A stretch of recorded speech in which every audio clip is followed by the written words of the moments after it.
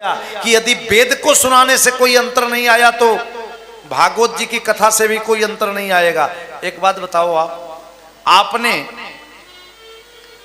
घी देखा होगा? बोले नारद जी बोले अरे घी तो भगवान के पूजा में अर्पित भक्त करते हैं। बोले एक बात बताओ घी कैसे प्राप्त होता है? बोले मक्खन से। बोले मक्खन, बोले दही से। बोले दही कैसे मिलती है? बोले दूध से। बोले एक बात बताओ आप कि घी का मुख्य स्रोत क्या है? बोले दूध। बोले तो इसका मतलब यह है कि दूध में घी है? बोले है।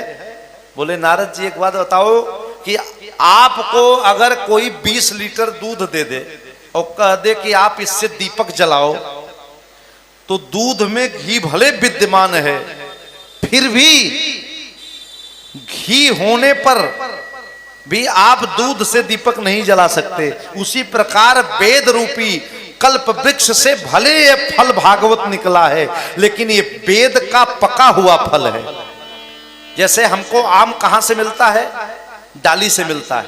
अब कोई आदमी कहे कि जब आम इतना मीठा है तो इसकी टहनी कितनी मीठी होगी, इसकी पत्तियां कितनी मीठी होगी, और आम छोड़ के पत्ती चबाए तो क्या स्वाद मिलेगा? निकला तो आम उसी से है। तो भागवत है क्या? व्यास जी महात्मा बता रहे हैं अगले श्लोक में। क्या कहते हैं? निगम कल्पतरोर गलितम फलम।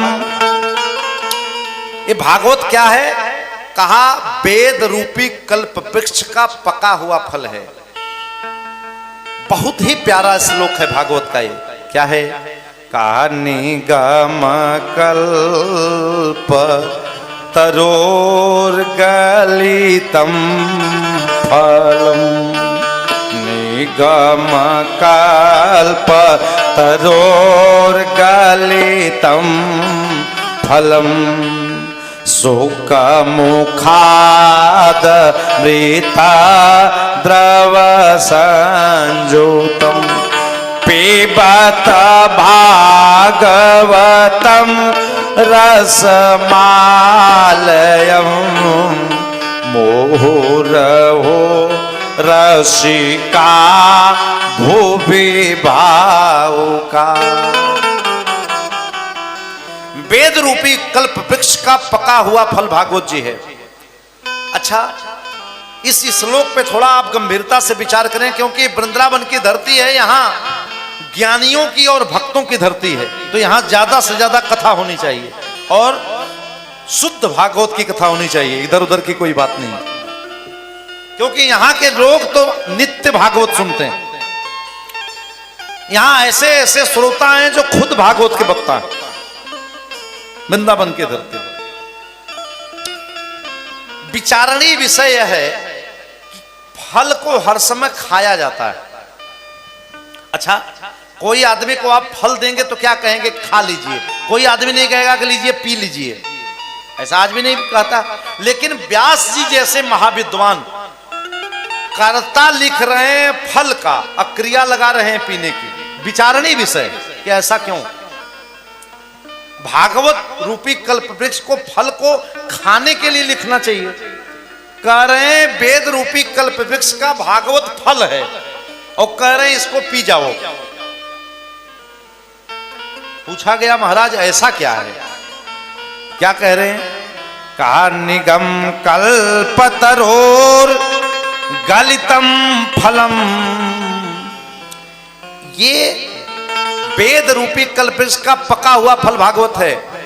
कहा महाराज जब आपने फल की संज्ञा दिया तो पीने की क्रिया क्यों लगा रहे हैं? व्यास जी ने कहा इसलिए कि यह भागवत रूपी कृष्ण का रस जिसमें केवल कृष्ण रस भरा हुआ है, ऐसे भागवत में जैसे फल में कुछ त्याज्य चीजें होती हैं, छिलका गुठली, इसलिए खाते समय उसको कुछ निकाल दिया जाता है किसी फल में।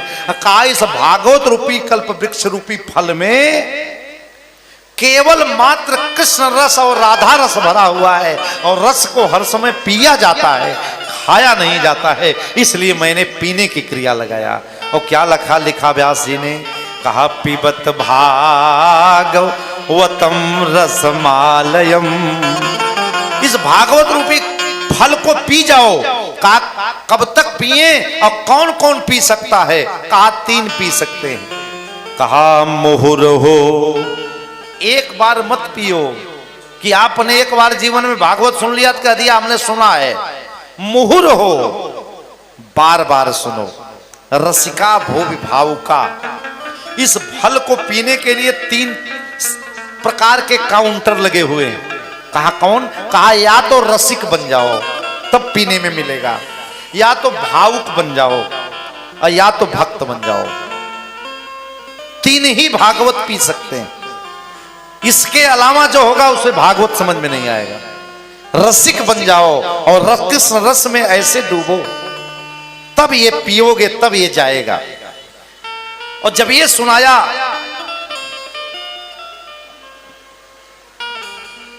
15 मिनट में हम लोग कथा को विश्राम की ओर लेंगे और उसके बाद आरती होगी। आज थोड़ा महात्म की हमको चर्चा करना है, वो मैं महात्म की चर्चा हो गई है। शेष जो कथा है, कल कथा का उपक्रम वो कल चलेगा, क्योंकि भागवत का एक यह महत्व है कि कथा के प्रसंग को हम महात्म की चर्चा प्रथम दिन आवश्यक है। तो नारद जी महाराज से सनकादिक ऋषियों ने कहा कि आपने भागवत जी की कथा सुनाया? बोले नहीं सुनाया तो नहीं। बोले सब सुनाया लेकिन भागवत नहीं सुनाया। आप एक बार भागवत सुना के देखो, ज्ञान वैराग्य उठ के बैठ जाएंगे। तो नारद जी को लगा, नारद जी ने कहा कि महाराज वैसे तो मैंने भी कई बार सुनाया है भागवत, लेकिन आज मेरी इच्छा हो रही कि आपके मुख से सुनूं, आपके मुख से सुनूं, इसलिए आप ही सुनाओ। तो इस वृंदावन में ज्ञान, वैराग्य, भक्ति देवी और नारद जी 4 आसन लगाया गया। आहा, और निर्णय लिया गया, बोले एक काम करिए, हम लोग बद्री विशाल में, सनकादिक ऋषियों से जो मुलाकात हुई थी बद्री विशाल में, अब वृंदावन में ज्ञान वैराग्य थे। बोले एक काम करो, बीच की जगह हरिद्वार है, गंगा द्वार समीपे तू तटमानंद नामकम, आनंद नामक तट पर ये कथा हो जाए। तो दिवाकर जी बैठे हैं, संजोग रहा कि 1 वर्ष पूर्व कथा का आयोजन हरिद्वार में भी हुआ। भागवत कथा का संबंध हरिद्वार से भी है। गंगा द्वार समीपे तू तटमानंद नामकम, आनंद नामक तट पर एक कथा प्रारंभ हुई। और जैसे कथा प्रारंभ हुई भागवत जी की, पहले दिन की कथा सुनते ही ज्ञान वैराग्य जो आंख बंद किए थे वो देखने लगे। दूसरे दिन की कथा प्रारंभ हो गई तो हाथ पांव हिलने लगा। तीसरे दिन की कथा प्रारंभ होते होते अब इंद्रियां जो शिथिल हो गई थी वो चलायमान होने लगी। चौथे दिन की कथा सुनते ही अब हाथ उठने लगे, वो ताली बजाने लगे। 5वें दिन की कथा सुनते ही ज्ञान वैराग्य उठ के बैठ गए। 6ठे दिन की कथा में मंद मंद स्वर से ताली बजाने लगे। और 7वें दिन की कथा जब सुना तो नृत्य करने लगे। भागवत में व्यास भगवान कहते हैं, भक्ति सुतौ तौ तरुणौ गृहीत्वा प्रेमैक रूपा सहसा विरासी। श्री कृष्ण गोविंद हरे मुरारे नाथेति नामा निमुहुर्वदन्ति। ज्ञान, भक्ति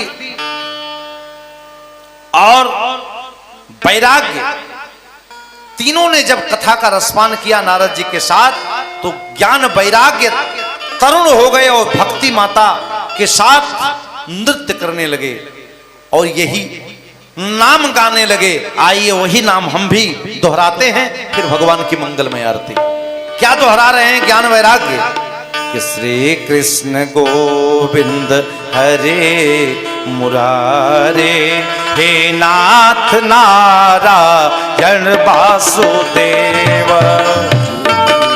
गोविंद हरे मुरारे, हे नाथ नारायण वासुदेव। श्री कृष्ण गोविंद हरे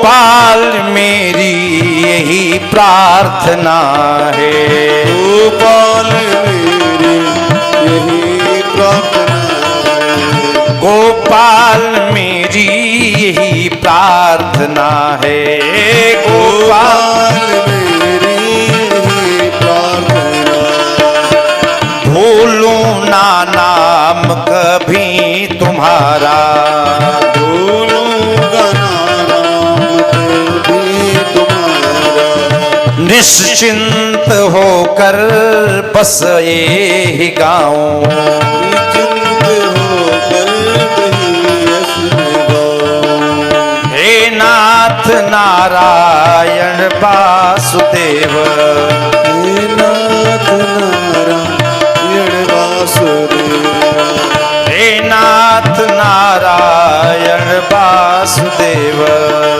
हे नाथ नारायण वासुदेव, हे नाथ नारायण वासुदेव, हे नाथ नारायण वासुदेव, हे नाथ नारायण वासुदेव। हे नाथ नारायण वासुदेव। बोलिए श्रीमद् भागवत महापुराण की, जय। श्री बांके बिहारी सरकार की, जय। श्री राधा वल्लभ भगवान की। जय।